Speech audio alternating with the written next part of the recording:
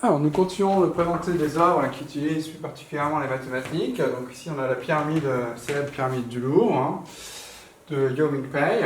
Donc Yao Mingpei était un architecte qui est né en 1917 à Canton, qui est parti vivre aux États-Unis, parti étudier aux États-Unis à l'âge de 17 ans. Donc il a travaillé là-bas, il est devenu professeur à la Harvard Graduate School of Design, mais il a aussi participé au mouvement du Bauhaus.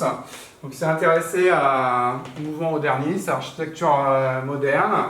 Il a réalisé différentes commandes publiques dans le monde. La plus célèbre, c'est la pyramide du Louvre, qui a été commandée en 1983 par François Mitterrand et qui a été inaugurée en 1988. Le but, c'était de créer une nouvelle entrée pour le Louvre. L'idée n'était pas nouvelle pour le musée du Louvre. Ça remonte déjà à Napoléon. Donc, elle a été créée dans la cour de Napoléon, cette pyramide, ce qui a pu faire polémique, parce qu'on pouvait considérer que ça allait dénaturer le lieu.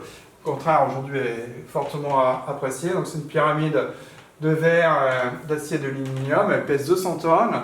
Elle s'élève à 21,64 mètres de hauteur. La base est un carré de 35,42 mètres de côté. Elle est recouverte de 603 losanges et de 70 triangles en verre. Et c'est la première construction à utiliser ce qu'on appelle le verre feuilleté. L'un des buts de l'architecte, c'était d'avoir le verre le plus transparent possible. Donc là, on retrouve à la fois dans son œuvre une fusion de l'art contemporain et de l'art classique, parce que ça fait référence aussi aux pyramides de l'Égypte antique. L'Égypte antique est fortement présente à l'intérieur du musée du Louvre. Et son travail fait aussi référence au jardin de Le Nôtre, jardin des Tuileries qui prolonge l'espace du Louvre.